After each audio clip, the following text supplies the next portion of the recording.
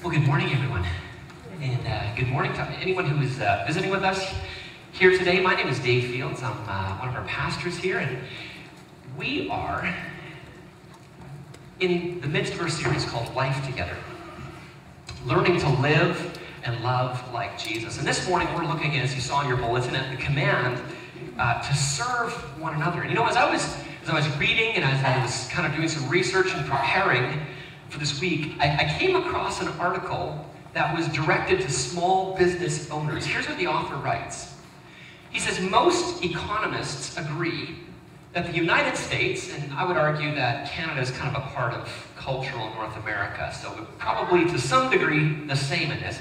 He says that most economists agree that the United States and Canada is a consumer culture. A significant part of consumer culture is an emphasis on lifestyle and using material goods to attain happiness and satisfaction. Interesting. So what exactly does he mean by a consumer culture? Well, he continues. The desire to keep up with one's neighbors or economic peers. The belief that purchasing a new gadget or other piece of merchandise will improve quality of life, and the emphasis on shopping for leisure are all part of a consumer culture. Does any of that sound like vaguely familiar, like it could maybe be true? Okay. He goes on though. Small businesses can take advantage of consumer culture theory of marketing by emphasizing the lifestyle benefits of their products and by encouraging customers to view their products as key to happiness, fulfillment, or a more meaningful life. Oh, wow.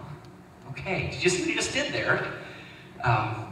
He says, if you want to make a buck, play into this belief system. Tell the world that your product is a key, maybe the key, to their happiness, fulfillment, a meaningful life. And he's right. It probably would improve your bottom line if a small business were to support or play into that belief system. But then we have to ask the question, is that belief system good? Is that a good thing? Maybe even a more important question, is it true? Is having the newest material good or the newest experience in life, is that what leads to fulfillment or fullness or meaning? Polish sociologist Zygmunt Bauman, he's a little less optimistic about the goodness of a culture of consumerism. He argues that with the extreme focus on the self, the consumerist culture is marked by the constant pressure to, and this is important, be someone else. And so we're always having to search for either a new product that will redefine us or a new experience that will give us a new sense of a starting over, a new us. And so he says that we're always searching for that new and discarding the old. He goes on to write, changing identities. He puts his finger on that. Discarding the past and seeking new beginnings. Struggling to be, and he actually uses this very theological language, struggling to be born again. These are promoted by that culture of consumerism as a duty, or pardon me, as a duty disguised as a privilege. There's a lot going on in there. What's he after? What's he saying? Just this. For those who have adopted the belief system that you need to keep purchasing or you need to keep having new experiences in order to reinvent yourself in an ever-changing world, it's actually a duty to do this purchasing all the time thing. It's disguised as a privilege. Oh, we get to, but he says it's actually a duty if you've bought into that belief system. So is he right? There's a good question. I think so for at least two reasons. One, I experience this pressure all the time. The pressure to reinvent myself, the pressure to keep up with my peers, or to feel that having the new thing will bring me some sense of fullness. That pressure is there. I do battle with it on a relatively regular basis. But second, a consumer culture is perpetuated. It keeps going by drawing our focus back onto ourselves. In essence, it's self-focus that keeps this thing in motion as a culture. And that self-focus is actually described in the Bible. It's what the Bible calls our sin nature. It says that the impulse of our heart is to be self-centered, that the world is about me. It puts me at the center. And the pressure then is to create an identity, a sense of who am I, apart from God and on my own terms. And more, what happens, how this breaks down community and relationship is that by giving that attention to myself, by focusing on the me, I begin to shift my attention off of those around me. I can't really see the suffering of other human beings around me, or at least I don't care about it with this self-focus. Put simply, if I buy into the belief system of the consumer culture, the story that I am largely defined by my consumer choices, then my attention is almost always just on me. Now, I know that sounds kind of heavy, I realize, to start off a message on such a beautiful day as this, with the rain and There's good news. And the good news is this: the story that God tells is that there's a way out. He tells us that we're made for so much more, that there is true freedom. We can really move from consumerism to servanthood. Now, if we pause for a moment, we probably say, that sounds really nice. I would like to move from consumerism to servanthood if we find ourselves trapped there. But then if we pause and think about it, you know, I go, wow, well, actually, that sounds a bit challenging. That sounds a bit like I'll be kind of working against what's regular in my culture, and that's true. But I think that deep down, you and I know that we're made for more than being just consumers. Deep down, we long to live in a way that's not marked by self-centeredness and that consumer impulse, but by servant-hearted other-centeredness. Gerald Harder, our director of worship ministries here, he reminded me this week of that place in Galatians where Paul writes, he says this: you, my brothers and sisters, were called to be free. And we go, wow, so far so good. I like freedom. Freedom's good. Freedom's a good thing. Indeed it is.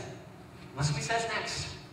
But do not use your freedom to indulge the flesh. And what he means by the flesh is that sin nature, that pattern of living with me at the center. Don't use it to indulge that.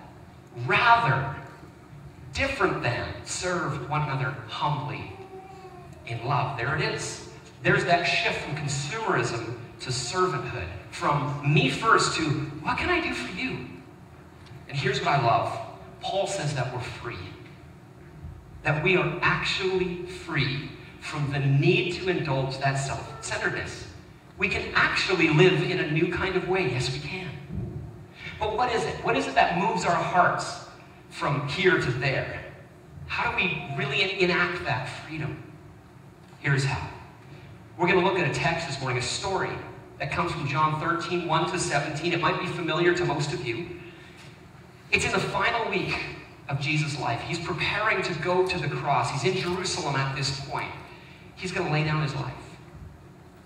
I invite you to open in your Bibles to John 13, but when I read it, I actually don't want you to look at your text. I want you just to hear it. I want you to listen. And I want you to imagine that maybe you're one of the disciples in that group. Think of what it would feel like to be there. Just imagine the atmosphere of the room, the smells, the sounds, maybe even the awkwardness. Try to feel it as well as hear it. Let me read. It was just before Passover, the Passover festival. Jesus knew that the hour had come for him to leave the world and go to the Father. Having loved his own who were in the world, he loved them to the end. The evening meal was in progress, and the devil had already prompted Judas, the son of Simon Iscariot, to betray Jesus. Jesus knew that the Father had put all things under his power, and that he had come from God and was returning to God. So he got up from the meal, took off his outer clothing, and wrapped a towel around his waist. After that, he poured water into a basin and began to wash his disciples' feet, drying them with the towel that was wrapped around him. He came to Simon Peter, who said to him, "Lord, are you going to wash my feet?" Jesus replied, "You don't realize now what I'm doing, but later you'll understand." "No," said Peter, "you shall never wash my feet." Jesus answered, "Unless I wash you, you have no part with me." "Then, Lord," Simon Peter replied, "not just my feet, but my hands and my head as well."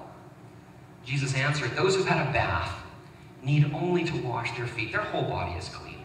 And you are clean, though not every one of you." For he knew who was going to betray him. And that was why he said, "Not every one of you is clean." When he had finished washing their feet, he put on his clothes and returned to his place. "Do you understand what I've done for you?" he asked them. "You call me teacher and Lord, and rightly so, for that's what I am. Now that I, your Lord and teacher, have washed your feet, you also should wash one another's feet. I've set you an example that you should follow, that you should do as I have done for you.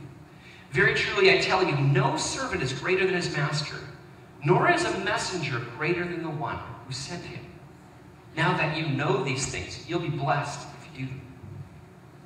Let me ask, just what stood out to you as you listened? Just take a moment and think about that. What sort of stood out in your mind?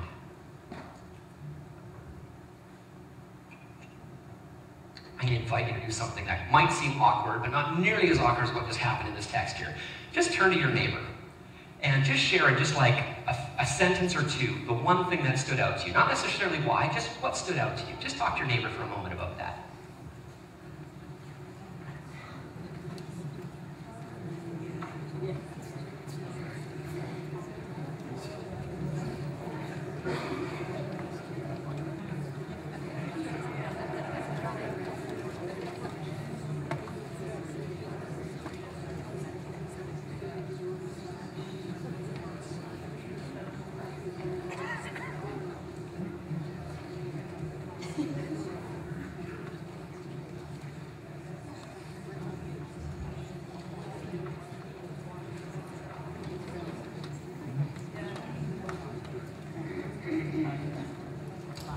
Interrupt you there. And is there a brave person or two who just wants to say what stood out to them or what stood out to their neighbor? One or two things. The relatability of Peter. Say it again. The relatability of Peter. The relatability. I feel like you can relate to him. Off the cuff. Yeah. Whatever's in his mind, doesn't think.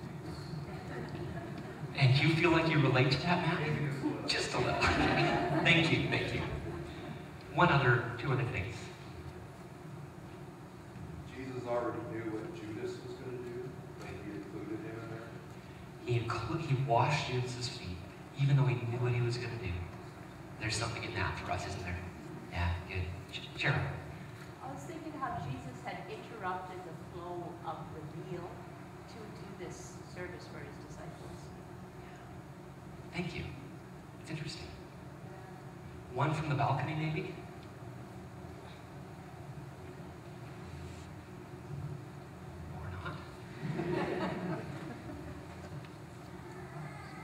Okay. We're going to notice at least three elements in this text. And thank you for all of those interactions. And I hope that just hearing that text will kind of stir your spirit to be interested to come back to this text as well. Let's notice three things and how these three things shape us from one thing into something else. Or they have the potential to. We'll let the Spirit work. In the first section, the writer introduces this as a display of Jesus' love.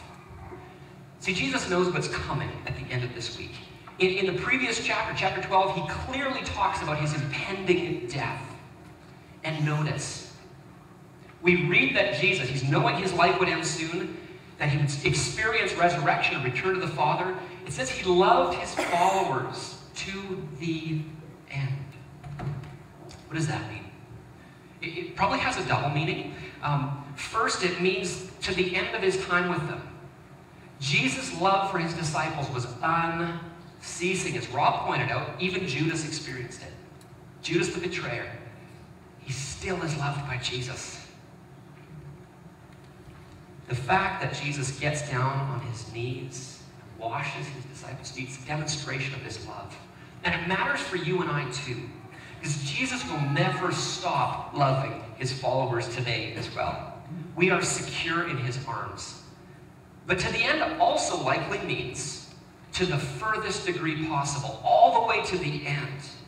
See, Jesus isn't just washing their feet, as I'm sure you maybe picked up. This is a symbolic action of how he will serve them to the utmost. He's going to lay down his life, be brutally tortured. He'll be humiliated and nailed to a cross. But notice this, Jesus has chosen to die in this way, to serve in this way. No one has manipulated him into this. His death is not a tragedy of fate. No, it's not. He chose this.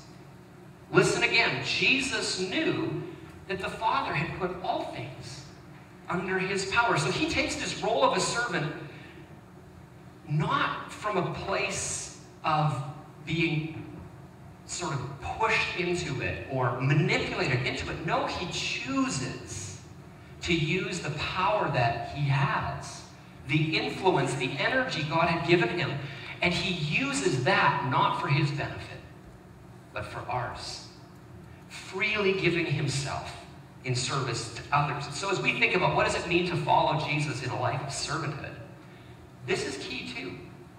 It's not something that's going to be forced on us. It's what we choose freely to do with our energy and influence and the things that God has given us in your workplace. Whatever your role is, if you're the manager or if this is a level entry job, it means showing up going, how do I serve the people around me? Ultimately working for Jesus. You know, I see this over and over again in my friend Carmen. She gives herself so deeply of her time and energy, not out of compulsion from anyone. She cooks, she encourages, she cleans for our young adult ministry for years on end. Every Monday, her day off, she uses to serve others. Uses what God has given her, not under compulsion, but freely and humbly giving for the sake of others. Man, I saw this self-giving this week as well at the youth camp. There was parents and even some of our seniors who came in to cook for our students. They gave hours on end. And some of our young adults, they served the whole week, took a week off or used their whole week just to serve and love these kids. And it was from like 9 in the morning until 9 at night every day of this week. It was a beautiful thing to watch. See, humility is not having a low self-image either. You gotta know that.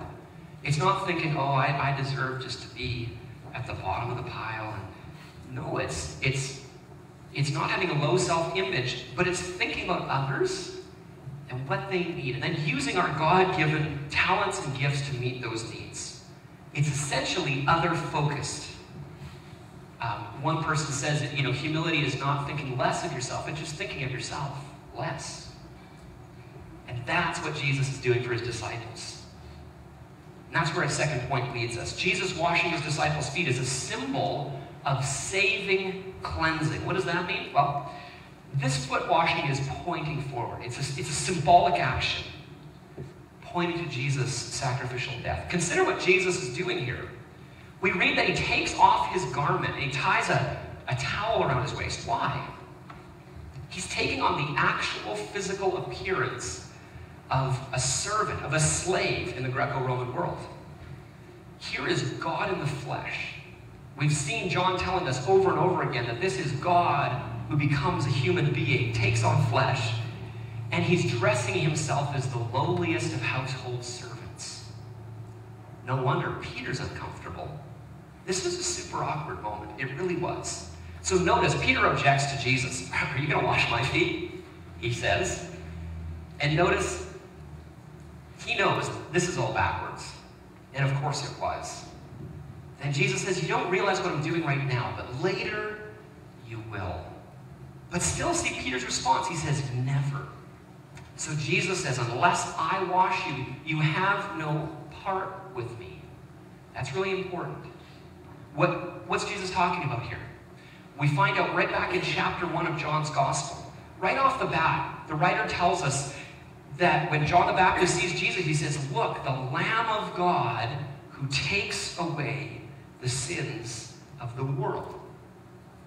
Jesus is, by washing his disciples' feet, symbolically enacting the cleansing that he would accomplish for them, for you, and for me when he goes to the cross. So we have to see what will transform our hearts, what will free us and move us from consumer to servant, receiving. Allowing Jesus to serve us, to provide that cleansing for us. And that's humbling, isn't it? Man, I like the idea of being self-sufficient. I think most of us like this idea that we're a self-made man or woman, but grace doesn't work like that. Grace comes as a sheer gift. It's something we simply receive. Receive, Jesus is saying. Let me wash you. If I don't wash you, if we don't allow Jesus to cleanse us of our sin through his sacrificial death on our part, we have no part in him. John 1:12, we read that many people rejected Jesus. They rejected his healing, cleansing work. But, it says this, but to those who did receive him, to those who believed in his name, he gave the right to become children of God. See, that's the story I need to retell myself when I'm tempted to go into that consumer mode, that find my identity through what I consume place. I remind myself that I need to simply trust Jesus, to receive my true identity as his beloved child. That's key. And that's what can move you and I to give of ourselves for the sake of others. As we read this text in staff meeting this week, Ashley, one of our new interim kids ministry staff, she said it was that picture of Jesus tying the robe around his waist that stood out to her. She said, like, what is that about? Here's what I think we're supposed to see here. Just as Jesus takes off his robe to wash his disciples' feet, he strips himself of his clothing, in a sense, taking the physical appearance of a lowly household servant. In a matter of days, Jesus would be stripped of his clothing again. In John 19:23, we read that Jesus' clothes were taken from him. They were divided up among others. He was posturing himself in this act of washing feet to show what he was about to do on the cross, that he would be stripped and nailed to a Roman cross. And what looks like defeat to all of those who were watching that day was actually God's victory over sin and even death itself. Two quick things. First, serving others then is a response to God. We don't serve because somehow we'll earn something from God. No, never.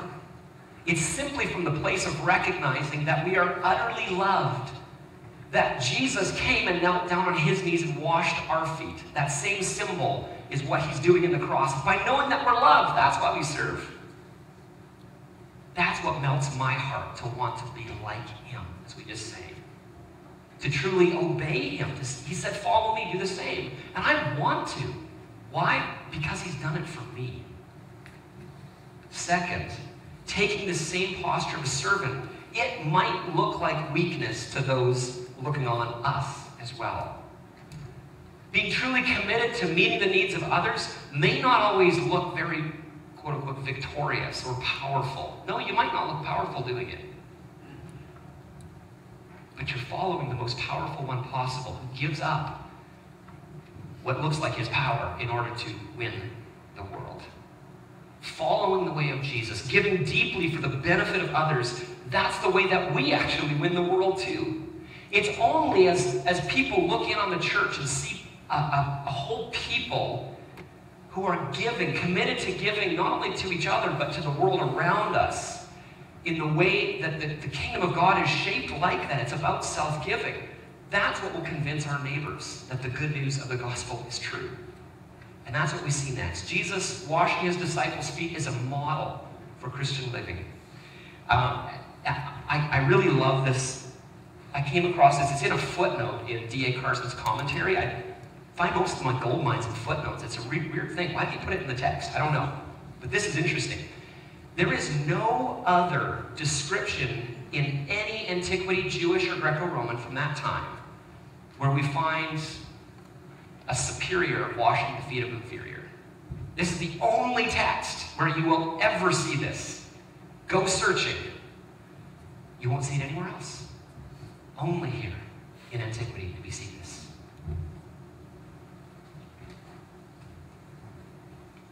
The one who's of higher status goes down to do the job that was reserved only for those of the lowest status in that society.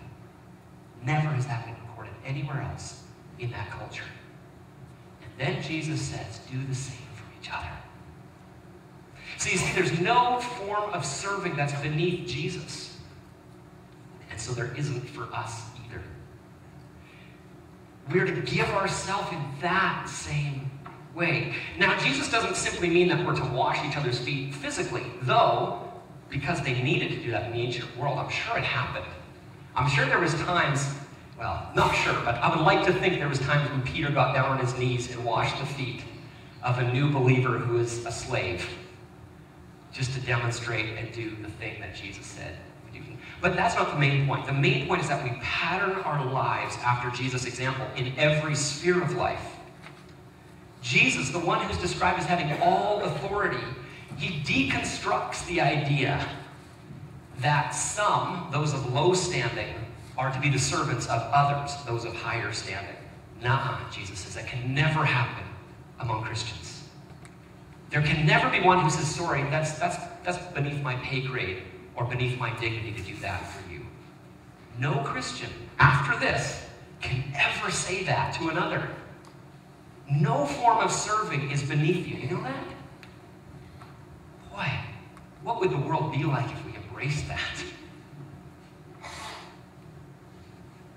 We can't outgive God, and God gives like that. What does it all mean for you and I? I'm going to wrap things up here with 2 points. One is that it transforms our character personally. We're personally transformed from consumer to servant. What does Christian maturity look like is the question I'm asking. It looks like every believer considering every interaction they have as an opportunity to serve the other, whoever that other is. I came across a short article this week, and it was a helpful picture. Carolyn McInnes, here's what she writes. If your kid ever wonders, what does God look like, send them to me. I've seen his hands. I've seen them all my life. On an Iowa couple named George and Ruth. Before I could even read, I watched those hands empty bedpans, prepare sponge baths, and feed Ruth's elderly mother. During my teen years, after a drunk driver demolished our car with my whole family inside, I watched those hands build a mini hospital in our living room. They made meals, washed sheets, scrubbed dishes, administered medications for months. In the 61 years of George and Ruth's marriage, those hands regularly delivered meals to shut-ins, scraped plates at church functions, and hugged strangers in nursing homes. Today, George is 91 and Ruth is 86, but they don't seem to notice. Those hands still fold bulletins, stuff envelopes for church mailings, and squeeze the shoulders of neighbors in their assisted living apartments. George and Ruth haven't ended world hunger. They haven't cured AIDS. They just see needs and quietly, tenderly meet them. My grandparents put flesh and bone to God's great love. Those hands not only changed who I was, but they changed who I want to be. I love her conclusion there. They not only changed who I was, she was served by those hands of her grandparents, but they changed who I wanted to be. George and Ruth had pictured the way of Jesus to her. They pictured what it looks like to serve one another humbly in love. Listen to this text quickly from 1 Peter 4, 10 and 11. It says, above all, love each other deeply, because love covers a multitude of sins. And then we hear how this deep love is expressed. Offer hospitality. We heard a little bit about hospitality in the Middle Eastern sense when Ariel was sharing. We've got couches, we've got beds, we're ready to give gifts out. To be a host. Be the one who looks to provide for the very practical and social needs of those around you. Boy, that's closely tied to serving one another, isn't it? Offer hospitality to one another without grumbling. And then our specific command. Each of you should use whatever gift you've received to serve others as faithful stewards of God's grace in its various forms. Stewards of God's grace, what you have is not for you. That's what that means. What God has given you, you're a steward of. You're a caretaker of it for the sake of using it for others. He goes on. If I can find my notes where I am, I would tell you what he says next. Oh yes, if anyone speaks, they should do so as one who speaks the very words of God. If anyone serves, they should do so with the strength God provides, so that in all things God may be praised through Jesus Christ. To him be the glory and the power forever and ever. Amen. Notice we read, each of you. Jesus is calling every one of us to a life of service. We're all gifted, he says. But what will we do with the gifts that we have? What God's given us? So ask yourself, in what way has God gifted me? What sort of energy, talents, resources has he given me? Ask yourself that. And then remember, those are to be spent, to be poured out, so that Jesus is honored and others are served. Like George and Ruth, see the needs around you, and then ask Jesus, how are you calling me to respond? Notice too, Jesus gives this command not just to each of us who will be transformed personally. Jesus is doing more in that story in John 13. He's forming a whole new kind of humanity. He's creating what we might say is a renewed culture, a community of servants. See, culture is not, or it should not, sound like a highfalutin word to us. One scholar, I like his definition of culture, he says it's the way we do things around here. It's actually a very accurate definition of culture. I mean, we can unpack it a whole lot more than that, about talking about language, education, and art, and all those pieces. But it's the way we do things around here. Ever been in an environment?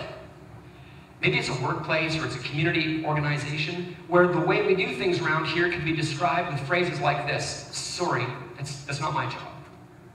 It's a bit below my pay grade. Or, why would I do that for you? If you've worked in an environment like that, my sense is it was less than pleasant. Or perhaps it was a kind of culture where each person was really looking out for their personal advancement, their own interests. There was no sense of cooperation in that kind of culture, is there? Not the kind of place I want to be a part of, actually, and probably not you either. Or on the flip side, ever worked in an environment where serving others was normalized? Where those in leadership not only asked people to serve, but modeled it?